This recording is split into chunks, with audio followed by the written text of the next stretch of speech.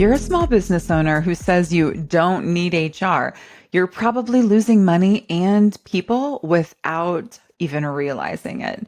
Welcome back to Don't Waste the Chaos. I'm your host, Kerri Roberts, and today we are getting into it. I want you to know turnover isn't a mystery line item. It's 19 to 40% of base pay walking out the door. Managers are an engagement engine. And in 2024, I saw some data that showed me that the check engine light is on in almost everyone's organization right now.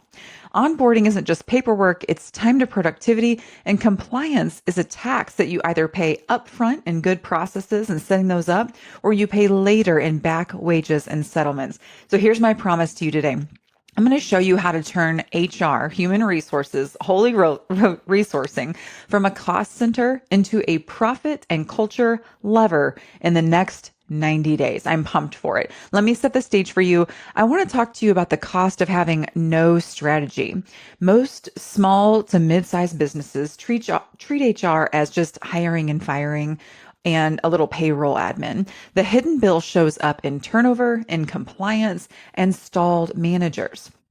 Turnover is really expensive. Like I mentioned earlier, a credible study that I found on the workinstitute.com showed that turnover costs around 19 to 40% of base pay once you add recruiting, ramp up time, and lost productivity. And so really making sure that we're bringing the right people into your organization, onboarding them well. If you haven't listened to a recent episode that I did on onboarding, or if you're missing out on HR in a Box where we dug in deep on onboarding and how to do it, this is costing you money. If this is kind of my general rule of thumb that I say, if somebody leaves the organization in less than 90 days, maybe even less than 6 months, this is a recruitment issue.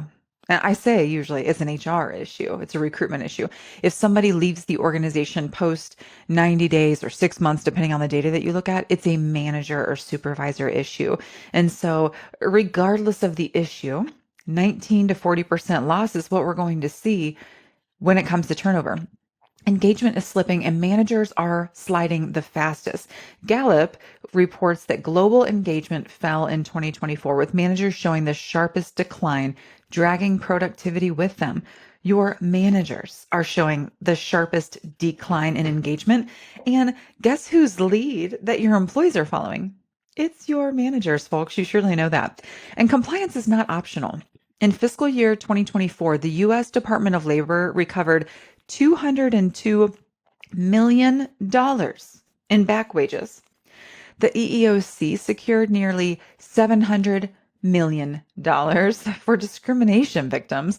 That was their highest recovery on record. Small employers are very much in the scope. And I was looking the other day, 99% of businesses are small businesses. So this is a you problem, unfortunately. 202 million in back wages and 700 million for discrimination victims. This is going to put a lot of small to mid-sized businesses out of business if you're having to pay like that. I have seen businesses get audited, and there's a number of reasons why this happens. And the goal is to keep you away from that. So if HR feels optional, the data is showing you otherwise. Here's where it's failing and how to fix it. I want to go over 5 ways HR fails small businesses and how it shows up in your P&L, which is where I know you actually care about it. I'm not saying you don't care about your people, but when the bottom line starts talking, all of a sudden it's got everyone's attention. And I get it. I'm the same way. 5 key ways that I'm seeing that HR is failing a small business. The first is reactive hiring and zero workforce planning. And if you're like, yeah, workforce planning, I don't even know what that is. Well, no, we're on the right page here. If you don't know what a workforce plan is, then you're probably not doing it. And that's frustrating. It's frustrating to both you and your employees. I promise you, your employees can tell. The symptoms that you might see from reactive hiring processes and zero workforce planning are rushing backfills. So somebody leaves and now we've got to rush to get somebody in the door. Inflated offers. We're feeling stressed. We've got to get this person. We're already hurting. Our people are overworking. Us as the business owner, we're drowning. So we're inflating our offers. We don't have benchmarks, best practices.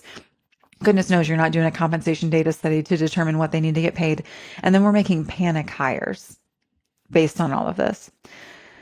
There's a higher mishire risk, right? So when we're rushing our backfills, we're inflating our offers, and we've got panic hires, we've got a higher opportunity to mishire. And that turnover cost at 19 to 40% of base pay per exit, that's painful. So that's one of the ways that HR is failing small businesses: reactive hiring and zero workforce planning. The second way I mentioned earlier, onboarding, we're treating it like a to-do list and not a ramp up plan. Here is a symptom that you might see: chaos on the first day. We don't have their computer ready for them. We don't have their email address ready for them. We don't really have a plan for their first day. We're hoping somebody will figure it out. And guess what?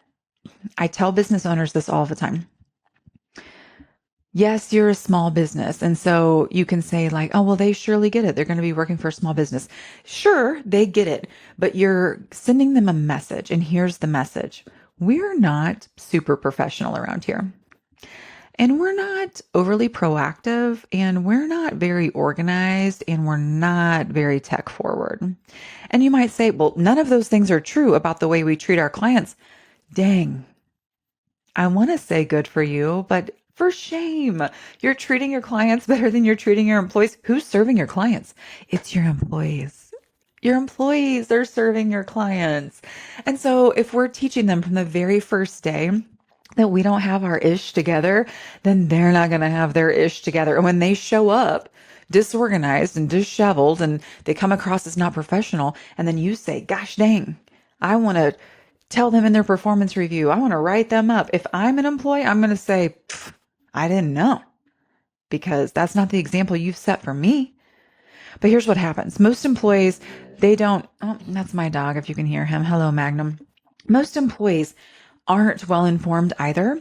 And so most of the time they're just going to say, oh, okay, I'm going to do better, but they're going to start resenting you. And they don't maybe even necessarily know why, or they do know why. Either way, it's bad. They're going to start resenting you. Here's what the research says. Effective onboarding is linked to better retention, 52% higher retention when you've got an onboarding program.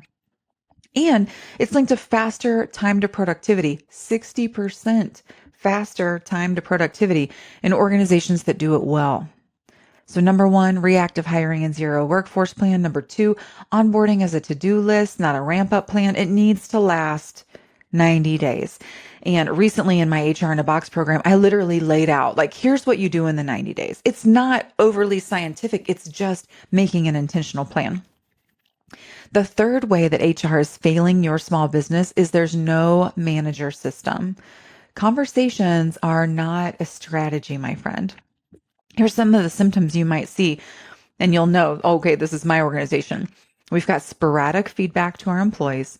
We've got goal drift, or we don't even really know what our goals are, and we're avoiding conflict.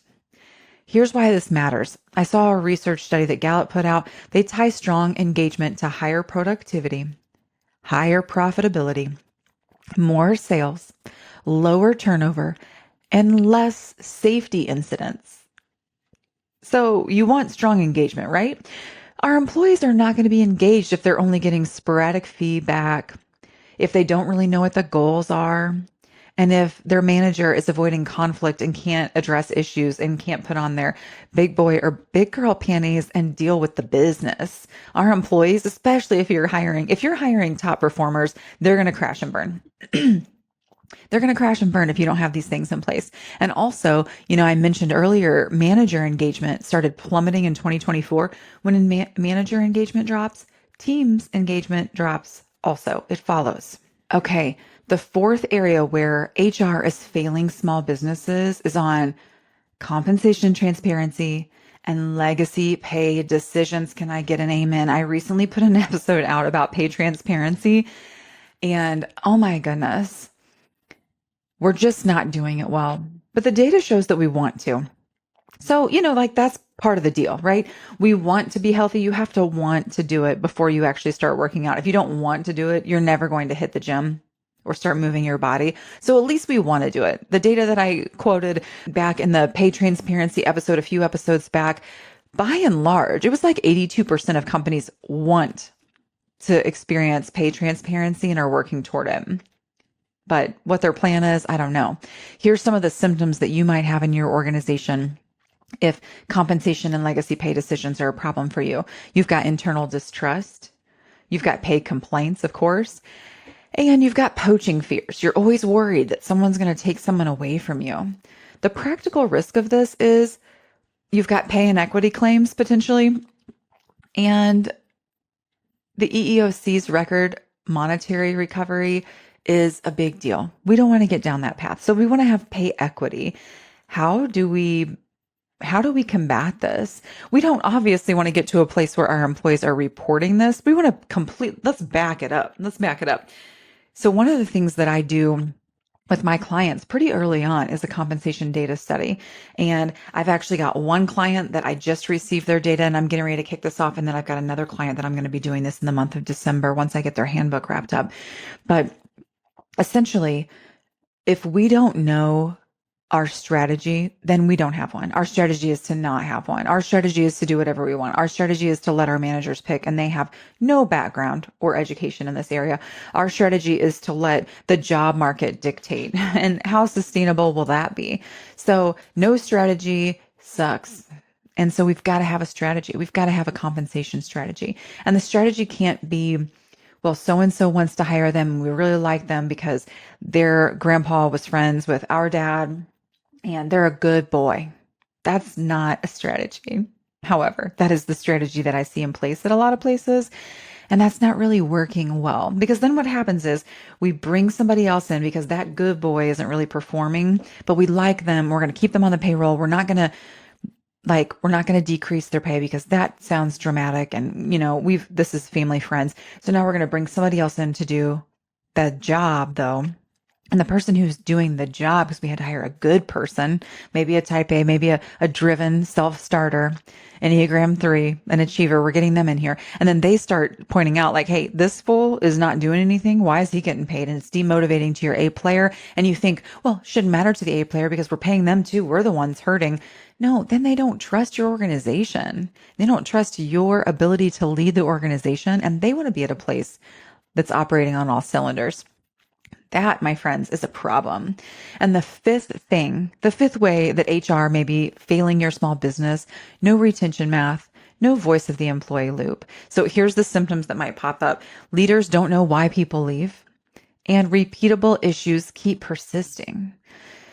The Work Institute, I saw some data out there. They prescribe a data loop. So if there's an exit, then you want to do an early tenure pulse in that area. So those are stay interviews, folks. If you've never done a stay interview, implement these and don't just wait and say like, oh gosh, depending on when you're listening to this, maybe it's the end of the year. So we're going to start at the beginning of the year, or the beginning of the year is tough with new initiatives. So we're going to do it in the middle of the year. And then employee vacations really kick up in the middle of the year. So we're going to do this at the end of the year. And the end of the year, we're not hitting our metrics and we can't really spend time away because we need to be closing deals. So it never happens. I hear this story over and over again, whether it's with stay interviews, whether it's with hiring an HR consultant to finally jump in there, whether it's with performance reviews, whatever it is, we don't have time because we're a small business and we're stretched thin. And you're always going to stay a small business and you're always going to be stretched thin if you don't tackle these things. We need to be tracking turnover by 10-year milestones. So when are they leaving the organization so we can drill down and figure out what the problem is? Is it within the first year? Is it within years 2 through 5? Is it after 5? We need to know. And then we need to share those metrics with our managers and help inform them.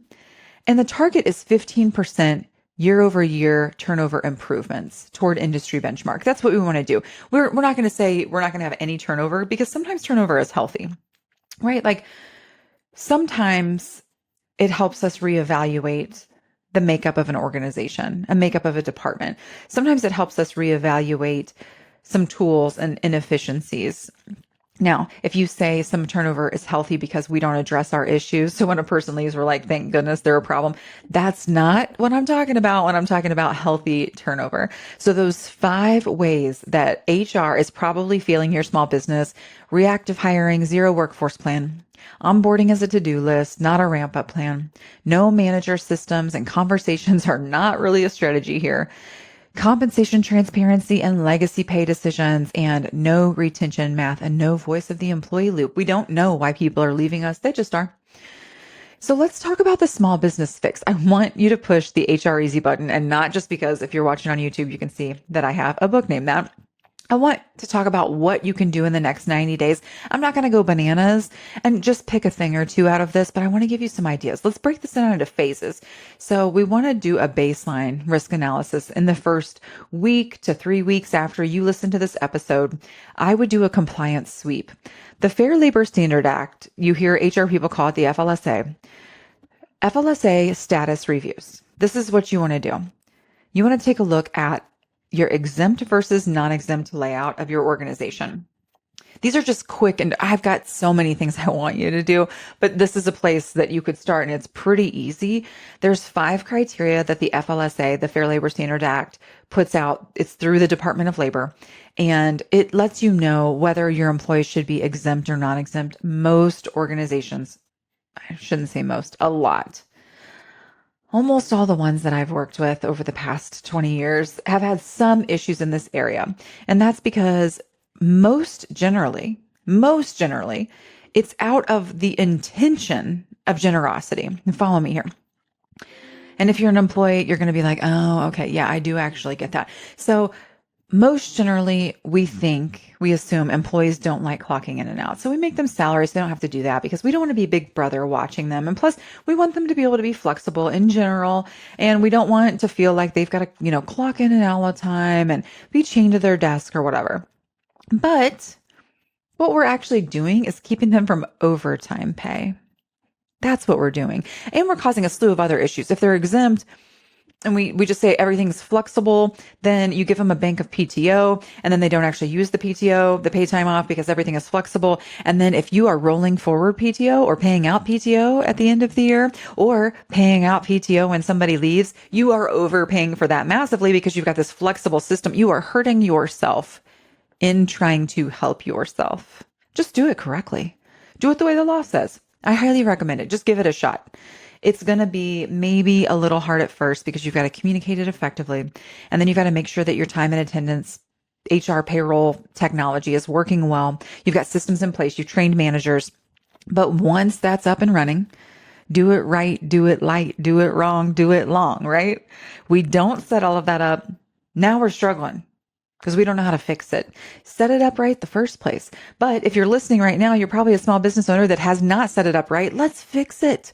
I'm fixing it in an organization right now that's got around 40 people. And you know what? That business owner, when he first brought me on board, he was like, I don't want to feel corporate, blah, blah, blah. All of these things. And you know what? Now, every time I have a conversation with him, he's like, I just want to do it right. I don't want to worry about this anymore. Yes. Welcome to the light side. Welcome to the bright side. Let's do it right and do right by our people by doing this. It's a misconception thinking that we're loving our people by making everybody salaried exempt. That's not true. Also, let's take a look at contractors versus employees under that 2024 Department of Labor rule that came out. We really need to make sure that if you've got a contractor, you can't be dictating when, where, and how they work because they're a contractor. There are ways around it, but it's messy. So should they be an employee? If they come back, if that contractor comes back around and says, they're treating me like an employee in so many ways, but they're not giving me employee benefits, you're going to end up having to do a back pay on them. And it sucks. And I quoted earlier how much back pay, what was it? $202 million or whatever it was in back pay. Don't be a part of that statistic. And then fix your timekeeping and your overtime exposure. If you've got people consistently doing overtime, you need to do a time study on their work and see if they're efficient or they're screwing around. And if they are consistently having to do overtime, let's hire another person because we don't need to be doing overtime all of the time. There was guidance that came out March 11th, 2024 from the Department of Labor. We want to make sure that we're paying attention to these things. And if nobody in your organization is paying attention to this, you're at risk. And I'm not trying to scare tactic you because it's probably going to be fine. But all it takes, friend, is one disgruntled employee who's pissy at you because you promoted somebody else and because you aren't doing good performance reviews, they didn't know that they were underperforming and that the other person really deserved the raise instead of them. And they're disgruntled and then they start getting persnickety and they either become a cancer culturally or they report you and there's an audit and there is major drama. So just do it right, do it right, do it right, do it light. Okay. Then that's just phase one. FLSA reviews for exempt versus non-exempt, contractor versus employee, and then timekeeping and overtime. Let's make sure that we're doing all of that correctly. That's going to take you a little quick minute, but just sit down with the people who are monitoring this. So your frontline managers, whoever has access to your HR payroll system, and learn what's happening right now. I guarantee you, if you get all those people in a room and say, is this going well? Some people are going to be like, yeah, it's fine because they don't care about your risk exposure. And some people are going to be like, actually, this is messy. And here's how I've seen it done in other organizations. Have a good old fashioned talk. Have somebody in as a mediator, me, if you want to.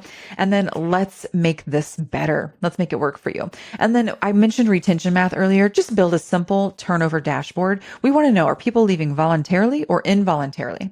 Are they leaving in 0 to 90 days? Are they leaving 6 months or after, 12 months or after? And then we need to estimate the cost per unit, per person, using that 19 to 40% base pay range, and prioritize our hotspot teams where we're underperforming, where turnover is happening. Let's do some stay interviews in that area. Make sure that we're doing exit interviews, collecting our data, and rock and roll. Put some action plans together to fix it. That's phase 1. Phase 2. And if right now you're like, geez, I can't even go on to phase 2 because I have so many things that I want to write down, reach out to me if you're needing help. If you're a small business owner right now and you're like, I want to do this, but I don't even know what I'm doing. Either send this episode to your HR person, your office manager, and say, what of this can you do? Pull down the transcript from my episode. I share all my stuff, or go to saltlightadvisors.com/HR audit. Get yourself a little mini audit. It's free. I offer it out there. It's free. All I ask is that you sign up for my email list. And I don't know why you wouldn't, because I put this data out there every single Monday to try to help guide you.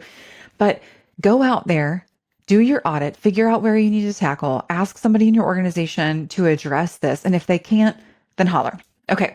Phase 2, in the next 2 weeks to 6 weeks, somewhere in that, let's take a look at our manager engine. We want every manager to be doing monthly 30-minute one-on-ones. So go to your managers, everybody that has a direct report, and say, if you're not doing it already, I want you to put on your calendar, not try to do it, not see if you can make it. I want you to put on your calendar a calendar reoccurrence, a monthly one-on-one with each employee. Put in the agenda. And if you don't know, go into AI and say, I am a manager of a team size of X, Y, and Z. Here's what we do in our department. I have people that do X, Y, and Z, different job descriptions, different job titles. Will you write me a 30-minute agenda? And don't make it to where I can't get to these items, to where I'm helping them talk about their wins, talk about their obstacles, and then give them any company updates. Can you write me an agenda to address that? AI will do it for you, my friend. Take that agenda, throw it into the calendar reoccurrence, and let your employees know everything's going great. I just want to make sure that I'm being here for you, and maybe I haven't been as consistent as I want to be, and I'm turning over a new leaf. So we're doing these monthly one-on-ones, and don't you let me move them. And managers, if you're listening right now, don't you move those. Don't you move those. And don't ask your employees like, oh, do you have anything for me? Well, if you don't, I'm going to push. No, because here's what happens. Here's what happens. They might think, oh, you seem really busy. I'm going to free this time up off your calendar and tell you I don't have anything, and I'll figure it out. I'm capable. And anyway, I don't want you to think I can't do my job. So I'm good. And then a month goes by, and then maybe 2 months, and then maybe something's festering, and that person starts job hunting, my friend, or equally as bad, flying under the radar and not putting up results. And now you're 2 to 3 months down the road and you're like, crap, this isn't going well. So put those monthly 30-minute one-on-ones on your calendar, and then quarterly development check-ins. So every 3 months, let's make it a longer meeting. And you want to standardize 30, 60, and 90-day plans for every new hire. That onboarding stuff, we're going to get more deep into that. But 30, 60, and 90-day plans. One of the things that I would do like ASAP right now is do either a 60 or 90-day review for every new hire that comes in the door. Throw that in your HR payroll system so it's automated, and you can get into AI and say, what questions should I ask her? If you don't have an HR payroll system, get a SurveyMonkey account and set it up in SurveyMonkey. The only thing is that it's manual. You have to remember. So when a new hire starts, put a calendar reminder on your calendar for 60 or 90 days. It says run Kerri's new hire survey, and you hop into SurveyMonkey or whatever. You send them the link. You ask them to complete the survey. By the way, create some templates into Word so you don't have to write this every single time. Hey, so-and-so, congratulations on reaching your 60-day mark. We do these 60-day new hire surveys to make sure that you have everything you need to success at our company. Please complete, and at your next one-on-one, we will go over the results and then schedule a one-on-one for 1 week after that to give them a little bit of time to do it, follow up, make sure that they did it, and then pull down the research or the data and then say like, oh, it looks like your training went really well.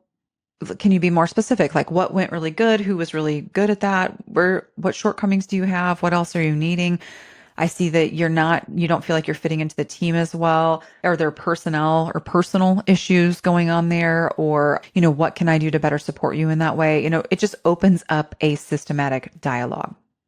Manager consistency is the number one multiplier for engagement. Higher productivity, higher profitability. Gallup has documented across 183,000 business units. Make it happen. Okay, phase 3, this is weeks, let's say somewhere between weeks 3 and 8. Let's build an onboarding process that pays for itself. We want role-specific ramp plans. So day 1 ready checklist, early tenure pulse at days 14, 45, 90, or 30, 60, 90, whatever makes sense to you. But we want plans. And then I would take the job description from when you hired the person or job post. But if you have a job post, you should use AI to convert it to a job description and then take that and throw it into AI and say, I need a 90-day onboarding plan for this person. And it's going to throw it together. Is it going to be perfect for your organization? No, but edit it. That's the whole point. Organizations that rate onboarding as effective report stronger retention and faster productivity. 52% stronger retention and 60% faster productivity. Put that onboarding plan together. Phase 4, compensation clarity. That's what we're going to work on here. We want to do a compensation data study. Benchmark each role to market percentile, like I mentioned. Plot your outliers. So what I do, I take the data from every single employee. I just ask for employee name, when they started, tenure, job title, job description if you have it, date of last pay change, and what their current pay is. That's it. And then I take that, which you should be able to pull that down from your HR payroll technology or from your accountant. And if your accountant says they can't do that for you, hire another one. Let's talk about that. So I take that data and then for every single person, based on tenure, education, experience, and all of that, based off of your industry, based off your geographic location, based off of the revenue of your organization. So I'm going deep in this. I'm not going to freaking salary.com. I can tell you that I pay thousands of dollars to get really, really rich data in this area, and you need that. Then I plot them. So where they're at, I give a pay band, the 10th percentile, 25th, mean, 75th, and 90th. And then I plot exactly where they're at, where they land. And then I do that with every single person in your organization. You can start to see what your compensation strategy is that you didn't even know that you had. In general, you pay the 25th percentile. In general, you pay the 90th percentile. We want to know why. So we'll have a conversation as to why. Or if you're kind of paying more in the middle, but then you've got some people at the high and some people at the low, I want to know why. And if you're like, we just got a really good deal on that person, well, how are we going to level set that person over the next 3 years? Not this year. I'm not asking you to throw your P&L off, but we're going to then put a structure in place to how we're going to level set our organization. We're still going to have a range. I just don't want the range to be $48,000 wide, because that probably means that you need tiers inside of that role. Instead of just one job description, we probably need tiers. And then we've got career ladders and growth opportunities. And man, things are getting beautiful. It's so good. So we're going to define the salary bands and career tiers. And we're going to publish those ranges both internally and in your job postings. And it's beautiful. Clarity reduces distrust. I'm telling you, mystery pay, churn around that. It also future proofs you amidst rising transparency expectations and enforcement activity. So we've got somebody new who's trying to come to the organization. If that new person is a bright and shining star, but it's going to throw everybody else who's in that job off their rocker, I just have to tell you that information is going to get out and it's going to damage you in the long term. So if you really want that person and they are that much of a bright shining star compared to everyone else, we need to put a plan together how to figure out how to get everyone else up or make this person at a higher tier. So it's a little bit variation on the job title and the job description, or we're going to put a structure in place to make this make sense so we can keep trust in your organization. And when you have a why, you don't mind talking about it. It's when you don't really have a why and you haven't really thought through it, then you just don't tell anybody. And it's like, shh, that person's not like the manager of the department, but they're making way more money than everyone else. But that's because they're awesome. They have all this experience. It's like, well, do you know If you need to pull better cards, you can, but let's put tiers in place or do something around that. Okay, last phase is the voice of the employee and the action loop. So we want to implement those stay interviews for, especially, let's start out for top roles if we really need to like limit it. I'd say for everybody, but for top roles, that would be great. We want to do those early tenure pulses. And then we want to publish some information to our people. You said this, so we did this. Same thing with employee satisfaction and engagement surveys. Don't do them if you're not going to share what you learned. Don't do them because you're just breaking trust. So on your stay interviews, on your exit interviews, on your 60 or 90-day reviews for new hires, on your onboarding surveys, share what you learned appropriately, right? Like not down to the nitty gritty, like so-and-so said X, Y, and Z, but it's like in general, we've learned this based on these surveys. And so we're going to do this to improve or this to highlight the awesome things that we found. Like, great, just do it. Work Institute recommends sharing retention metrics with executives or frontline managers and setting improvement targets. Like I mentioned earlier, shoot for 15% improvement year over year. If you're struggling to come up with metrics to measure your managers, this is a great one. Take a look at what your turnover is and then say we want to improve that metric. Take a look to see what your retention data is and say we want to improve that metric. We want to make the return on investment visible. Let's do a little napkin math here. If you have 30 employees and you lost 6 last year, and let's say they average a 55,000 average base pay, if we're using 30% of pay as a midpoint, that's $99,000 in turnover drag. That's before lost sales. That's before manager time. And that range is anchored in that 19 to 40% research that I found from workinstitute.com. Let me say it again. If you have 30 employees and you lost 6 last year, and let's say they average $55,000 as an average base pay, and we're using that 30% of the pay as a midpoint, that's $99,000 in turnover drag. That's not including the lost sales that you saw or the manager time spent on it or the HR time spent recruiting or whatever. So listen, higher engagement correlates with better productivity, profitability, and sales, and fewer safety incidents and sick days. So all of this stuff matters. Just pick where you're going to focus. I gave you a huge list of areas where you can focus and exactly what to do. Pick one, pick two after this episode. Send this out to a few people in your organization and then schedule a 1-hour meeting or 2-hour meeting or add this to your next retreat agenda for your leadership team and say, let's figure out what we're going to tackle and who's going to own what. If you want the HR easy button, here's what I would start. 3 moves this quarter. Run that mini retention audit. So we want to see what our turnover data is and the cost per exit. Put out a 30, 60, 90 onboarding template to every manager and make it mandatory. Say like, this is what we're doing now. And if anyone wants to fight up against that, they are not a good manager. They're not trying to help you move the needle. And then try to publish salary ranges for one job family and outline how to progress within it. So like what I mean by that is here is one department and here are the ranges for these different roles. And then here is how we progress if you want to from this role to this role or this role to this role or this to another department. Just clarify that. And it sounds more complicated than it is because you just need to sit down and think and pull the appropriate players into the room and have the conversation and then put the information out there at a team meeting, at a company-wide meeting, whatever, and let them know this is going to serve as a model. We're going to do this in every department, in every team, because we think this matters. We want to reduce distrust and we want to align to enforce our culture. Like that's really, really important. And if you need a partner on any of this, my compensation data study and my HR audits are built for small businesses. They're quick lifts with big clarities. So you're welcome to reach out to me. You can always contact me at saltlightadvisors.com/contact. Or if you want to get that free mini audit, just do saltlightadvisors.com/HR audit. And I will actually link that in the show notes so you can just go find it. And if you're like, I don't know where to start, but I am committed to this, I highly recommend if you're a small business owner, let's say you've got 5 to 50 employees, get in my HR in a Box program. We meet monthly. It's a confidential group. I do about 45 to 60 minutes of teaching every month live.